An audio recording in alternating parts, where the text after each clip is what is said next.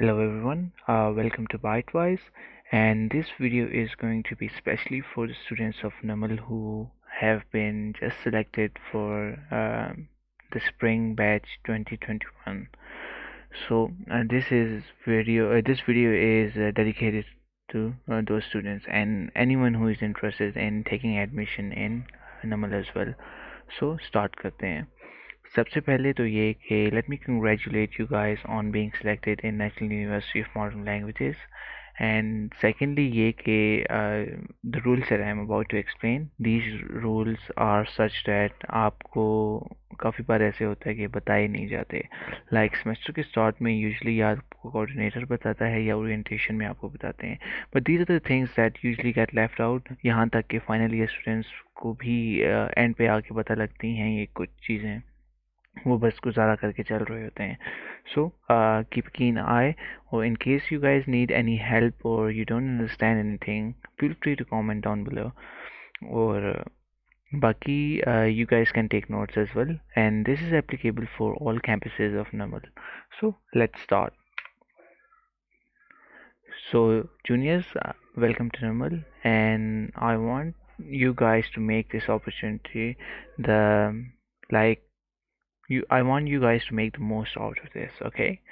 So best of luck for your future endeavors. And secondly, सबसे पहले बात करते हैं grading and GPA पे, which is the main concern in these days के GPA क्या होगा, क्या criteria होगा, क्योंकि HGC ने जो criteria define किया it's completely different and universities follow their own criteria.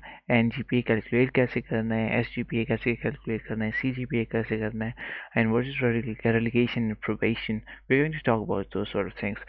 तो सबसे पहले देखते हैं कि grading क्या है. नमल में जो आपका 4 GPA है ना, वो बनता है 80% पे. और ये कैलकुलेट कैसे होगा वो मैं बाद में बताता हूँ. ये नहीं है कि आपने 80% मार्क्स ले लिए सारे ओवरऑल सब्जेक्ट्स में, लाइक 500 में से आपने 80% मार्क्स ले लिए तो आपका 4 GPA आ गया. No, that's not how it works.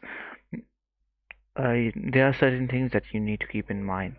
तो सॉरी, तो ये वर्क कैसे करता है ना कि आपके पर सब्जेक्ट के एक क्रेडिट आवर्स होते हैं और एक मार्क्स होते हैं नॉर्मल जो होते हैं. तो उसके अगेंस्ट आपका लाइक वो कैलकुलेट होता है, GPA कैलकुलेट होता है. लाइक आपका कोई सब्जेक्ट था, लेट्स से मैथमेटिक्स सब्जेक्ट था, उसके आपके 100 टोटल मार्क्स थे एंड 100 में से आपके मार्क्स आए हैं लाइक अराउंड 80 मार्क्स आ गए हैं.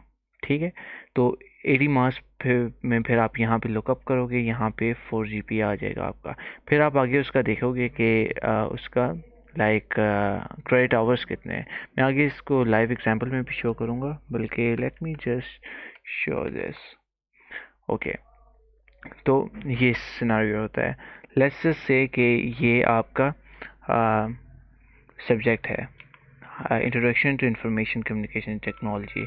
इसमें आपके टोटल मार्क्स 100 थे, उसमें से आपने 70 लिए हैं, उसके क्रेडिट आवर्स थे 4. तो इसमें आप डेटा एंटर करोगे तो ये आगे आपका GPA खुद कैलकुलेट कर लेगा. And same goes on for all these subjects. ये 5 या 6 आपके जितने सब्जेक्ट हों सब के लिए ये एप्लीकेबल होगा. तो जैसे ही आपके पास सब सारे सब्जेक्ट्स का आ गया ना, आपने जैसे एक बार डिफ़ाइन करना होता है, बाकी ये एक्सेल की फ़ाइल होती है, ये कैलकुलेट कर देती है. Just in case you need to manually calculate the sort of things, you need to understand कि कैसे वर्क करता है. या काफ़ी बार ऐसे होता है कि रिज़ल्ट जिस टाइम नमल इशू करता है तो उसमें इश्यूज़ होते हैं, तो आप एग्जामिनेशन ब्रांच से कंसल्ट कर सकते हैं कि माई GPA इज़ कैलकुलेटेड इनकरेक्टली, तो वो आपको हेल्प आउट कर देते हैं. ठीक है, तो यहाँ पे आप जिस टाइम सारों का कैलकुलेट कर लेते हैं ना, यहाँ पे क्रेडिट आवर्स का भी सम आ जाता है एंड आपके मार्क्स का भी सम आ जाता है. तो SGPA कैलकुलेट करने का बेसिक फार्मूला ये होता है ना, credit hour of first subject multiply by the GPA of that subject plus credit hour of second subject multiplied by the GPA of second subject, or so on. This goes on for all the subjects. Like 6 subjects हैं तो आप 6 times ये करोगे, और divided by the total credit hours. इसके अब credit hours 18 थे तो हमने 18 के साथ कैलकुलेट किया. तो इस तरह आप अपना SGPA कैलकुलेट कर लोगे. Still if you guys don't understand anything, मैं ये फ़ाइल भी शेयर कर दूंगा आपके साथ। बाकी वेबसाइट पे भी हम वर्क कर रहे हैं, तो वेबसाइट भी हम ऑपरेशनल कर देंगे, where you guys can just enter your marks and credit hours and it will calculate your GPA for you. So let's go back to the slides. Okay, तो ये इसका स्केल है हमारे नमल के जीपीए का। बाकी अगर आप कॉमसेट्स एंड फास्ट वगैरह में जाएं, वहाँ पे अराउंड 85 या 90 पे 4 जीपीए बनता है, तो यहाँ पे आपको बेनिफिट भी मिलता है। लेकिन लॉस यहाँ पे आपका आता है कि एक मार्क भी आपका अगर ऊपर नीचे हो जाता है ना, आपका पूरा 0.33 जीपीए का फ़र्क आ जाएगा। जैसे यहाँ पे देखें, यहाँ पे 73 था, एक मार्क्स आपने ज़्यादा ले लिए, एक मार्क आपने ज़्यादा ले लिया तो 74 हो गया, इट्स 3.33 जीपीए, और एक कम ले लिया तो 73 हो गया। Now let's talk about C GPA. C GPA क्या है? Now going back to the file, के फाइल में क्या मेंशन है। फाइल में मैंने ये बनाया हुआ है, ये भी। नाउ अब ये सेकंड सेमेस्टर में आप आ गए हो। जो फर्स्ट सेमेस्टर होता है ना, उसका सी जीपीए और एस जीपीए सेम होता है। एस जीपीए सेमेस्टर जीपीए होता है, सी जीपीए कम्युलेटिव जीपीए होता है। एस जीपीए उस सेमेस्टर का स्पेसिफिक होता है, और जो सी जीपीए होता है ना, वो ओवरऑल होता है कि ओवरऑल आपका क्या जीपीए चल रहा है। नाउ सी जीपीए का ये फॉर्मूला होता है ना, कि आप उसमें करते हो like SGPA of first semester multiply by credit hours of first semester plus credit hours of second semester multiply by SGPA of second semester and so on and so forth, जो आपका करंट सेमेस्टर होगा तब तक होगा, and divided by total credit hours. Like अगर आप third semester में हो, आप मीन्स के अभी ये दो का मल्टीप्लिकेशन एंड सम हुआ हुआ है, आप इसमें थर्ड का भी ऐड कर दोगे, एंड जो ये दो क्रेडिट आवर्स ऐड हुए हैं इसमें आप एक और भी ऐड कर दोगे नीचे डिवीजन में। So that's how you calculate CGPA. In case you guys don't understand anything, do let me know. Now, अब बात करते हैं relegation and probation की, कि probation क्या है and relegation क्या है। बेसिकली ये क्राइटेरिया होता है ना, कि अगर आपके सेमेस्टर में 1.5 लाइक 59 से लेके और 2 पॉइंट से नीचे नीचे अगर आपका जीपीए होता है, 1.5 और 2 के दरमियान अगर आपका जीपीए होता है, तो आप फर्स्ट प्रोबेशन में चले जाते हो। फर्स्ट प्रोबेशन का आप इस तरह एग्जांपल ले सकते हो कि फर्स्ट प्रोबेशन होती है like it can be assigned as initial warning. अब वार्निंग के तौर पे इसे कह सकते हो, हमको फर्स्ट वार्निंग मिलती है, एंड इसके बाद आप अगर सेकंड सेमेस्टर में भी इसी तरह करते हो तो आपको सेकंड वार्निंग मिलती है, एंड थर्ड वार्निंग पे आप फिर आउट हो जाते हो, आपको यूनिवर्सिटी से बाहर निकाल दिया जाता है। तो इसमें डिफरेंस ये होता है ना, कि आपको अगले सेमेस्टर में जाने दिया जाता है, प्रमोट करने दिया जाता है। अदरवाइज़ रेलिगेशन पे बात करते हैं, इसका डिफरेंस क्या है। तो दूसरे सिनेरियो में आपको सेमेस्टर रिपीट का कहा जाता है। और रेलिगेशन में ये होता है ना, कि रेलिगेशन में आप ये करते हो कि रेलिगेशन में आपके 1.5 से नीचे जीपीए आता है। 1.5 मीन्स के 50% से आपका नीचे आता है GPA, like your fail in a subject, तो आप रेलिगेट हो जाते हो। मीन्स कि आपको वो सेमेस्टर रिपीट करना पड़ता है, और ये आपके लिए एक फ़ाइनल वार्निंग होती है। प्रोबेशन में तो आपको फर्स्ट वार्निंग मिली थी, इसमें आपको फ़ाइनल वार्निंग मिलती है कि अगर आप पहले ही सेमेस्टर में फ़ेल हो जाते हो, तो फिर आपको कहते हैं कि आप पूरा वो रिपीट करो, सेमेस्टर रिपीट करो, और रिपीट होने के बाद आपकी दोबारा रेलिगेशन आती है, तो ये आपका स्टेटस रेलिगेशन से चेंज होके सीज्ड में चला जाता है। ठीक है, तो these were some things that you need to take care of. काफ़ी बच्चे होते हैं, वो काफ़ी डिफरेंट माइंडसेट के साथ आते हैं, तो आप स्टार्ट से इन चीज़ों का ध्यान रखो। बाकी कोई चीज़ इतनी डिफ़िकल्ट नहीं होती, बस थोड़ा डिफरेंट तरीके से लेके चलना पड़ता है। नाउ हाँ, एक और चीज़ जो मैं कहना भूल गया हूँ, कि ये आपके जो 50% से कम मार्क्स होंगे, मार्क्स का कह रहा हूँ बार बार, 1.5 जीपीए होगा, ये आपका एस जीपीए की बात हो रही है, आपके पर सब्जेक्ट की नहीं हो रही। क्योंकि हो सकता है आप एक सब्जेक्ट में फ़ेल हो, लाइक 50% से कम मार्क्स हो, 1.5 से कम GPA हो, लेकिन ओवरऑल आपका SGPA अच्छा बन रहा हो, तो ऐसे भी होता है। तो फिर आपको प्रोबेशन में रख के आगे जाने दिया जाएगा। फिर आप वो एक एक्स्ट्रा सब्जेक्ट उठा लोगे, मीन्स कि सेकंड सेमेस्टर में हो लेकिन फर्स्ट सेमेस्टर का भी कोई सब्जेक्ट पढ़ रहे हो, या आप वो समर में उठा सकते हो सब्जेक्ट।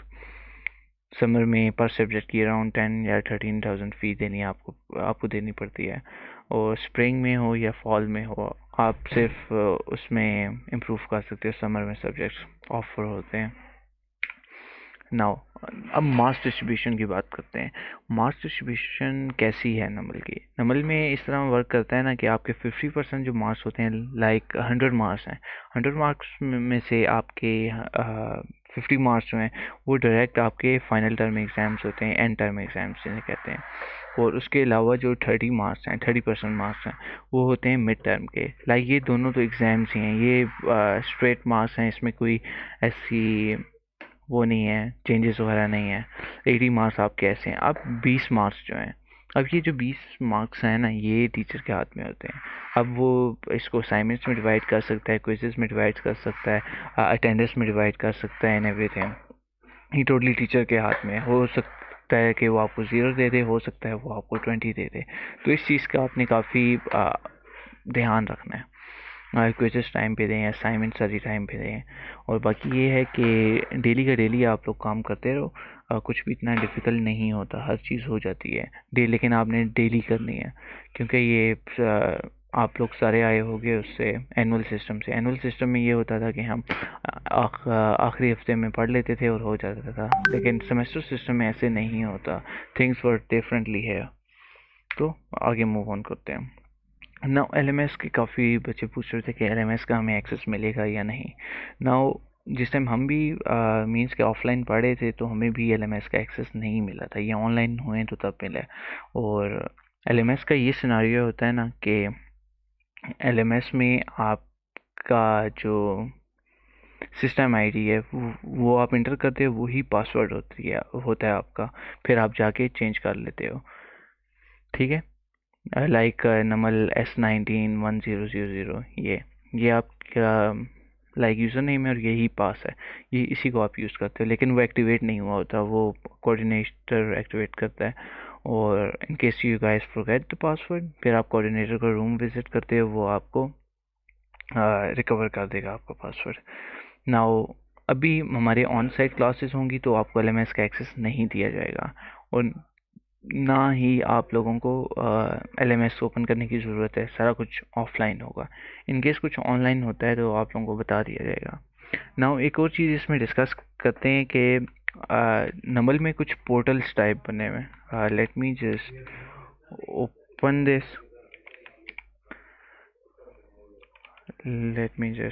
दिस आप नमल की वेबसाइट खोलो ना, तो यहाँ पे आपको एक ये स्टूडेंट पोर्टल नज़र आ रहा होगा। ओके, यहाँ पे आप क्लिक करो, ये आपका पोर्टल आ गया। जो फर्स्ट सेमेस्टर वाले हैं ना, उन सब ने तो अपनी फ़ीस जमा करवा दी है अपने एडमिशन पोर्टल से, लेकिन बाकी जितने भी हैं ना, वो सारे अपनी फ़ीस यहाँ से सबमिट करवाएंगे। यहाँ पे वो लोग लॉगिन करेंगे और यहाँ पे जाके ना वो जाएंगे फ़ी रिसीप्ट में, प्रिंट फ़ी रिसीप्ट, यहाँ पे उनकी फ़ीस वगैरह आ रही होगी। जितने भी second, third, fourth, fifth semester के स्टूडेंट्स हैं और जो आ रहे हैं, ठीक है। तो यहाँ से आप लोग अपने वो फ़ीस वगैरह सबमिट करवाओगे। और यहाँ पे साइन अप कैसे करना है, सेम अगेन आपका जो सिस्टम आईडी है वही पासवर्ड है। फर्स्ट सेमेस्टर वालों को ज़रूरत नहीं है, लेकिन आप लोग जिस टाइम सेकंड सेमेस्टर में जाओगे आपको तब ये ज़रूरत पड़ेगी। किसी आपको क्लर्क के रूम में फिरने की ज़रूरत नहीं है। यहाँ पे जाओ, यहाँ पे ये आ रहा होता है, यहाँ पे आप क्लिक करोगे, इस टाइप का चालान आ जाएगा, प्रिंट करवाएं एंड पे करें उसे, ठीक है। और सेकेंडली ये कि जिस टाइम हमारे मिड टर्म ऑलमोस्ट स्टार्ट होते हैं ना, जैसे ही आप फ़ी पे करते हैं उसके बाद आपने ये रजिस्ट्रेशन करवानी पड़ती है। ये रजिस्ट्रेशन के लिए आप जाओगे नमल की वेबसाइट पे, आप लोगों को मैंने दिखा दिया है कि कहाँ पे है। यहाँ पे आप लॉगिन करोगे, ये आपसे आपकी डिटेल्स वगैरह पूछेगा एंड यहाँ पे आप लॉगिन कर लोगे। एंड यहाँ से आपने अपने कोर्स रजिस्टर करने हैं। यहाँ पे आप फ़ी चालान नंबर लिखोगे, सेमेस्टर यहाँ पे ऑटो लिखा जाएगा।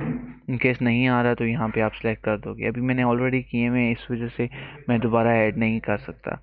ये आपको करना ज़रूरी है, क्योंकि अदरवाइज़ आपको फाइनल टर्म की रोल नंबर स्लिप नहीं मिलेगी। ओके, ये आपके लिए वरना मसला बन जाएगा, बहुत बड़ा इशू होता है ये। Now let's go back to the नमल वेबसाइट। Just a second. अच्छा, अब आपने ये भी फिल कर लिया। अब इसके बाद लास्ट चीज़ होती है ये QEC। Let me show you guys QEC क्या चीज़ है। QEC बेसिकली ये होता है, इसमें मीन्स कि आप अपने टीचर्स के बारे में बताते हो कि किस टीचर ने कैसा पढ़ाया है, अच्छा पढ़ाया है, नहीं पढ़वाया, या क्या सिनारियो है। तो यहाँ पे ये आ रहा होता है, यहाँ पे आप टीचर के कोर्स वगैरह फिल करते हो, ये सारा कुछ आ रहा होता है। एंड फिर आप कोर्स के करते हो, मीन्स कि अगर 5 टीचर्स हैं तो 5 ये फिल होंगे, 5 ये, टोटल 10 फिल होंगे। तो ये फिल करना ज़रूरी है, अदरवाइज़ अब ये देखो यहाँ पे लिखा आ रहा है मेरा कंप्लीटेड। अगर मैंने ये कंप्लीट ना किए होते ना तो यहाँ पे ये ना लिखा आ रहा होता, और मेरी फिर स्लिप कोऑर्डिनेटर होल्ड कर लेता, और ये पेपर वाले दिन मुझे बैठने ना दिया जाता। ये बहुत बड़ा इशू बनता है। ओके, तो ये चीज़ें हैं, इन चीज़ों का आप लोगों ने ध्यान रखना है। दीज आर माइनर थिंग्स, लेकिन स्टिल लोग भूल जाते हैं या बताया नहीं जाता उन्हें। लेकिन अब मैं आप लोगों को बता रहा हूँ, तो इन चीज़ों का ध्यान रखना। और सेकेंडली ये कि अगर कोई चीज़ नहीं समझ आती है आप लोगों को, do let me know, I will explain it in further detail. Now अब प्लानिंग, मैंने पहले भी बताया आपने स्टडीज़ कैसे प्लान करनी है, कि आप टीचर के साथ रिस्पेक्टफुल वे से करो। जिस तरह मीम्स में आप लोग देखते हैं कोई टीचर ग्रज निकालता है और ये होता है, ऐसा कुछ नहीं है। नमल में बहुत अच्छे टीचर्स हैं, आप उनकी रिस्पेक्ट करोगे, वो आपकी रिस्पेक्ट करेंगे। It is mutual. आप जिस तरह बिहेव करोगे, टीचर भी आपको ऐसे रिस्पॉन्ड करेगा। टीचर के साथ अच्छा बिहेव करो, आप भी खुश रहोगे और टीचर भी ठीक रहेगा। ओके। और हाँ, एक और बात मैं कहना भूल गया हूँ, ये यहाँ पे एग्ज़ाम्स की बात कर रहे थे ना, तो अराउंड 75% अटेंडेंस मस्ट होती है। 75 कुछ टीचर्स कहते हैं, कुछ 80% कहते हैं। तो फिर भी आप अपना क्राइटेरिया 80% रखो, अटेंडेंस मस्ट होती है, अदरवाइज़ आप अपने एग्ज़ाम्स में नहीं बैठ सकते, और इसमें कोई निगोशिएशन नहीं है। ठीक है, तो आप अपनी क्लासेस टाइम पे लें, और बी केयरफुल, क्योंकि काफ़ी स्टूडेंट्स के साथ होता है, वो एंड पे आके उन्हें पता लगता है कि वो तो एग्ज़ाम में बैठ ही नहीं सकते। तो do keep these things in mind. अच्छा, now get yourself involve. नमल में ना बहुत सारी वो बनी हुई हैं, सोसाइटीज़ टाइप बनी हैं, और काफ़ी कुछ बना हुआ है। तो चाहे आप जिस डिपार्टमेंट से हो, whether you from BBA, BCA, BScs, MCS, जहाँ से भी हो आप, तो अपने आप को ना एक्टिव रखो, और इस टाइप की कम्युनिटीज़ वगैरह में इन्वॉल्व रखो, क्योंकि यूनिवर्सिटी आपको एक फाउंडेशन प्रोवाइड करेगी। यूनिवर्सिटी आपको ये हर चीज़ स्पून फीड नहीं करेगी। आप अगर यूनिवर्सिटी में ये सोच के आ रहे हो कि यार मुझे कुछ सिखाएंगे, प्रैक्टिकल सिखाएंगे, तो आपका कॉन्सेप्ट बहुत गलत है। ये आपको ऐसी चीज़ें सिखाएंगे जो आप ऑनलाइन नहीं सीख सकते, और इनडायरेक्ट आप सीखोगे, आपको पता भी नहीं होगा। लेकिन जिस टाइम आप मार्केट में जाओगे ना, और आप नॉन ग्रेजुएटेड बंदे को देखोगे, और फिर आपको पता लगेगा कि क्या सीन है। बाकी BScs वालों के लिए भी मैं थोड़ी एक स्पेशल चीज़ें बताता हूँ, क्योंकि being a BScs senior my self, so I can guide you. जिस चीज़ की आप लोगों को हेल्प चाहिए होती है, वेदर रिलेटेड टू प्रोग्रामिंग और anything, do let me know. बाकी इस चैनल को भी सब्सक्राइब कर लो। I will be posting everything related to my course that I studied on this channel. तो take care of that, like उसके लिए तैयार हो। और एक और चीज़ के CS के स्टूडेंट्स का काफ़ी ये कंसर्न होता है कि आप प्रोग्रामिंग लैंग्वेजेस कौन सी पढ़ेंगे, ये वो। सीन ये होता है ना कि प्रोग्रामिंग लैंग्वेजेस इंपॉर्टेंट नहीं होते, बाकी सब्जेक्ट हैं जो आपकी प्रॉब्लम सॉल्विंग और लॉजिक बिल्डिंग स्किल्स इंप्रूव करती हैं, like data structures and algorithms, और ऊप हो गया, एडवांस ऊप हो गया। These sort of subjects are the subjects that matter. ये सब्जेक्ट हैं जो एक्चुअली मैटर करते हैं। तो इन चीज़ों पे आप लोगों ने फोकस करना है। Language is just a tool, लेकिन आपको सी प्लस प्लस से स्टार्ट करवाया जाएगा। एंड आई प्रेफर कि आप लोग सी प्लस प्लस से स्टार्ट करो, क्योंकि वो ऐसी लैंग्वेज है कि उसमें आप, अगर आप सी प्लस प्लस सीख लेते हो आप कोई भी लैंग्वेज सीख लोगे।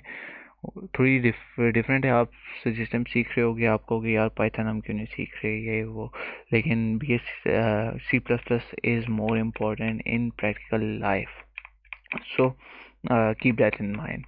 और एक और बात कि हम, जैसा मैं पहले कह रहा था कि स्टूडेंट्स आते हैं कि यूनिवर्सिटी हमें सब कुछ सिखाएगी, नहीं, यूनिवर्सिटी जस्ट आपकी फाउंडेशन बिल्ड करेगी, ऐसी एल्गोरिथम्स और इस टाइप की चीज़ें आप लोगों को समझाएगी। तो बाकी चीज़ें आप लोगों ने सेल्फ लर्निंग के थ्रू सॉल्व करनी है। लाइक इंटरनेट भरा पड़ा है, यूट्यूब ट्यूटोरियल से कुछ ना कुछ सीखो, खुद बिल्ड करो, फ्रीलांसिंग करो, इंटर्नशिप्स करो, सिर्फ यूनिवर्सिटी पे डिपेंडेंट ना रहो।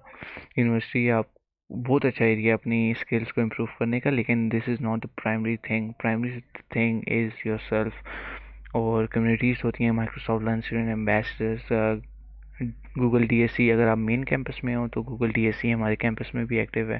तो in case you want to know how to join that, do let me know. और माइक्रोसॉफ्ट की ऑर्गेनाइजेशंस हैं वो वर्क कर रही हैं, do let me know, I let you guys know. बाकी बीएससी से रिलेटेड कोई भी हेल्प चाहिए, do let me know, I help you guys. हाँ, बाकी गिटहब का अगर आप लोगों को नहीं पता, उसका भी मैं ट्यूटोरियल अपलोड करूँगा, कोडर्स के लिए बहुत इंपॉर्टेंट है। और उस पर मैंने अपना सारा जो सीएस का मटेरियल है वो भी पोस्ट किया है। एंड अगेन, टीचर्स की आप रिस्पेक्ट करो, क्योंकि मैंने बहुत स्टूडेंट्स को देखा है टीचर्स की रिस्पेक्ट नहीं करते वो लोग। Now if you guys have any questions, you can either reach out to me on this mail or you can comment down below. So that was about it. I think I covered almost everything. In case कुछ cover नहीं हुआ तो do let me know, मैं उस चीज़ को भी explain कर दूंगा। एंड बाकी ये जो सारी चीज़ें हैं ये हर डिपार्टमेंट के लिए एप्लीकेबल हैं, ये जस्ट सीएस वालों के लिए, ये जस्ट पीबीए वालों के लिए नहीं है। बस लास्ट वाली जो भी मैंने बात की है वो सीएस वालों के लिए थी, उसके अलावा बाकी जो है वो हर डिपार्टमेंट के लिए है और एप्लीकेबल है। So wish you guys the best of luck, take care.